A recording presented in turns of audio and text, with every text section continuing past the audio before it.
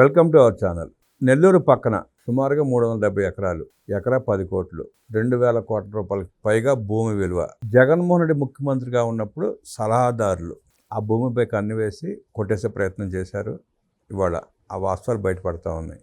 2,000 కోట్ల రూపాయల భూమి కొట్టేసే ప్రయత్నం చేసిన ఆ సలహాదారు ఎవరో అడిగి తెలుసుకునే ప్రయత్నం చేద్దాం. విశ్లేషించడానికి మనతో పాటు ఉన్నారు సీనియర్ జర్నలిస్ట్ డివి శ్రీనివాస్ గారు. వారిని అడిగి మరిన్ని విషయాలు తెలుసుకుందాం. నమస్తే సార్. నమస్తే సార్, నెల్లూరు పక్కనే 370 ఎకరాల పొలం, ఎకరం 10 కోట్లు, 2,000 కోట్ల రూపాయలు విలువైన భూమిని కొట్టేసే ప్రయత్నం చేసిన ఆ సలహాదారు ఎవరై ఉంటారు, ఎట్లా చూస్తారు? జగన్మోహన్ రెడ్డి ప్రభుత్వ సలహాదారు అంటే సకల శాఖ మంత్రి ఎవరు, సజ్జల రామకృష్ణారెడ్డి, ఏదో మిల్లెట్స్ అని కూడా అంటారు. అంటే ఇప్పుడు ఒకటి, నెల్లూరు సిటీకి దగ్గరలోనే మీరు చెప్పినట్టుగా కొత్తూరు దగ్గర 370 ఎకరాలంటే ఎకరం మరి 6 నుంచి 10 కోట్లు అండి. 2,000 కోట్ల విలువైన భూమి. జగన్ హయాంలో ల్యాండ్ మాఫీ ఎలా పేట్రేగిపోయిందో ఇదొక ఉదాహరణ. అంతే. ఏది మనం తీసుకున్నట్లయితే అప్పట్లో అటు ఆ రాయలసీమలో పెద్దిరెడ్డి కుటుంబం, చెవిరెడ్డి, భూమన కరుణాకర్ రెడ్డి, మొత్తం ఆ బ్యాచ్ సజ్జల ఎస్టేట్, అక్కడెక్కడ సీకే దిన్నె మండలంలో 105 ఎకరాల అటవీ భూములు, రెవెన్యూ భూములు ఆయన కబ్జా చేశారని ఆయన అన్నదమ్ములు. ఈ ప్రభుత్వం వచ్చినాక అక్కడ మీకు తెలుసు సర్వే కూడా చేయడానికి వెళ్తే అసలు లోపలికి రానిలా. సరే బలవంతంగా మొత్తానికి వెళ్ళారు, చేశారు. 63 ఎకరాల కబ్జానో ఏదో వచ్చింది, తేల్చారండి. అవును. ఆ 105 ఎకరాల్లో. ఇక్కడ మనం తీసుకున్నట్లయితే సజ్జల రామకృష్ణారెడ్డి జగన్ అడ్డం పెట్టుకుని ఇక్కడ రాయలసీమలో కానీ ఇటు నెల్లూరు ప్రకాశం జిల్లాలో కానీ ఎన్ని భూములు కబ్జా చేశారు. ఇప్పుడు ఇక్కడ సజ్జల, అజయ్ కల్లం, ఇప్పుడు ఆయన సీనియర్ మోస్ట్ ఐఏఎస్ అజయ్ కల్లం అసలు 35 ఏళ్ల సర్వీసులో ఆయన జగన్ పంచన జారక ముందు వరకు అతని పైన ఎటువంటి బ్లాక్ రిమార్క్ లేదు. జగన్ పంచన చేరాడు, మనం చూసాం. అందులో ప్రభుత్వ సలహాదారుగా అతను కూడా కబ్జాలకు అలవాటు పడిపోయాడు.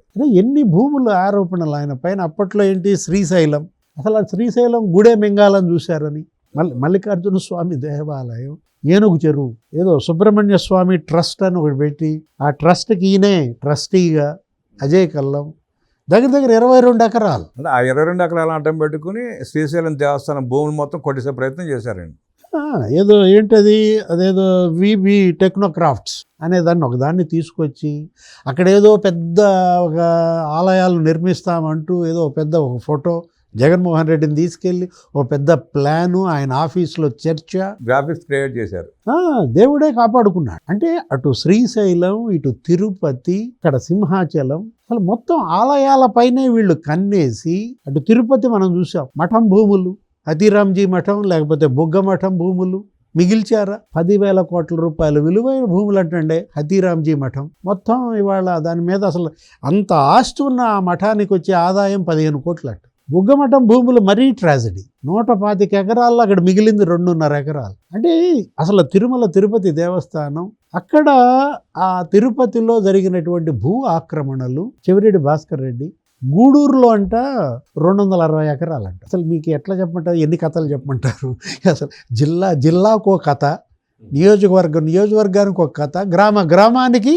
అంటే ఇప్పుడు గూడూరులో 260 ఎకరాలు రైతుకు దక్కింది ఎంతో తెలుసా, 2 లక్షలు. కానీ అరవిందోకి అమ్మారు ఆ 260 ఎకరాలు. అందుట్లో చెవిరెడ్డికి బ్రోకర్ కింద దగ్గర ఒక 20 కోట్లు ఏమో ముట్టినాయి. అతను దీన్ని తాకట్టు పెట్టి ఆ పెద్ద మనిషి బ్రహ్మాండంగా బ్యాంకులో లోన్లు 100 కోట్లు తీసుకున్నారు. ఇది గూడూరు 260 ఎకరాల కథ. అంటే ప్రతి ఊరికి ఒక కథ ఉందని మీరు చెప్పినట్టు. ఈ 20 కోట్లు చెవిరెడ్డి తీసుకుపోయి మళ్ళీ అక్కడ రియల్ ఎస్టేట్లో అంట, ఇక్కడ రేణుగుంట, అక్కడ పాపం ఒక అర్చకుడు భూమి కబ్జా.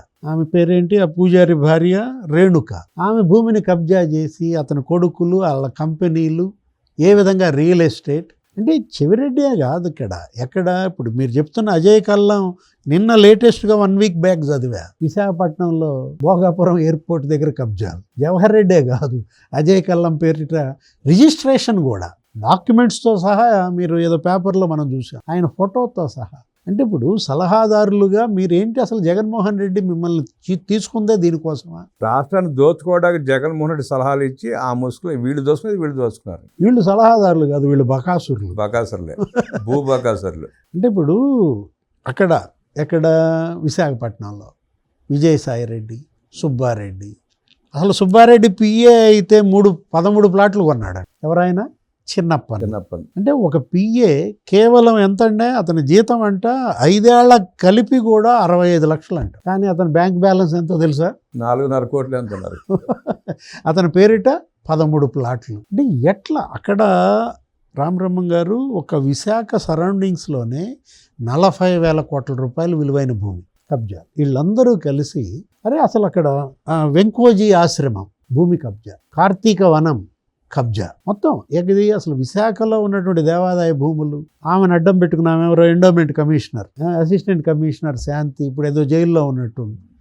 అంటే వీళ్ళు ఎలా అసలు ల్యాండ్ మాఫియా ఏ విధంగా జగన్మోహన్ రెడ్డి హయాంలో పేటరేగిపోయిందనే దానికి 13 లక్షల ఎకరాలు మొత్తం కబ్జాల పాలు ఇలా పాలైంది. జగన్మోహన్ రెడ్డి 5 ఏళ్లలో 13 లక్షల ఎకరాలు. దాంట్లో కూడా 6 లక్షల ఎకరాలు వీళ్ళ వీకర్ సెక్షన్ ఎస్సీ ఎస్టీలకు ఇచ్చిన పొలాలు, అసైన్డ్ భూములే 6 లక్షల ఎకరాలు కబ్జాకు గురైందంటే ఆ రోజు మీకు గుర్తుండే ఉంటుంది. జగన్ సీఎంగా ఉన్నప్పుడు పేపర్లో ఫోటోలు పురుగు మందు డబ్బాలు పట్టుకుని మహిళలు కాపలా కాసుకోవటం, మా భూమి జోలికి కనుక వస్తే తాగి చచ్చిపోతామన్నాడు. అప్పట్లో రాత్రింబవళ్ళు భూములు కాపలా కాసుకునే పరిస్థితి. అంటే ఇప్పుడు ఇక్కడ ఎవడికి వాడు ఎస్టేట్లు, Peddireddy estate, Sajjala estate, Saireddy estate, బోమన ఎస్టేట్. అసలు సాయిరెడ్డి కూతురు అయితే అసలు బీచ్ కబ్జా హైకోర్టు తిట్టొదిలిపెట్టింది, మొత్తం కూల్చేయమన్నది. సముద్రపు అంచు వరకు పెద్ద గోడ కట్టేశారు కదండి. ఆ కూల్చడానికి ఆయన ఖర్చు కూడా సాయిరెడ్డి కూతురు దగ్గర వసూలు చేయమని.